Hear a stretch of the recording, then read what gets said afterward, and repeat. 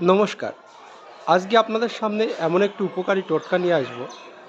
যারা রোগ থেকে মুক্তি লাভ করতে চান তারা করবেন, রান্নাঘরে যে হলুদ থাকে সেই হলুদটি নিয়ে কিছুটা জল মিশিয়ে যদি 7টা শনিবার বা 7টা মঙ্গলবার অথবা 11টা শনিবার বা 11টা মঙ্গলবার যদি আপনারা তিলক করতে পারেন, তাহলে আপনারা রোগ থেকে মুক্তি পাবেন।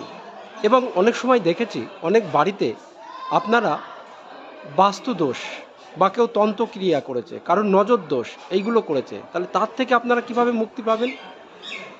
শনিবারের দিন আপনারা কিছুটা গঙ্গা জলে হলুদ নেবেন। হলুদ নিয়ে ওই জলটিকে আপনারা দরজার সামনে ছিটিয়ে দেবেন। ঠিক পরের দিন রবিবারের দিন আপনারা জলের মধ্যে যে জলটি দিয়ে আপনারা ঘর মোছেন তার ভিতরে একটু হলুদ মিশিয়ে সেই জল দিয়ে আপনারা ঘর মুছুন। দেখবেন আপনাদের যে কোনো তন্ত্রদোষ, নজর দোষ, বাস্তুদোষ, যে কোনো বিষয় থেকে আপনারা উপকার অবশ্যই পাবেন।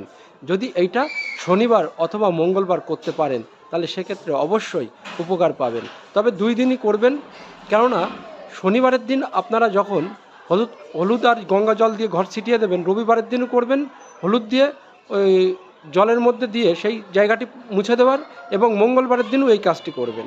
করলে দেখবেন আপনার বাড়ি থেকে যে কোনো বাস্তু দোষ আপনারা অবশ্যই নিবারণ পাবেন, অবশ্যই পাবেন। এবং রোগ মুক্তি থেকে যদি হলুদের তিলক কাটেন তাহলে রোগ মুক্তি থেকে আপনারা অবশ্যই মুক্তি পাবেন, যদি এই উপকারী টোটকাটি করুন।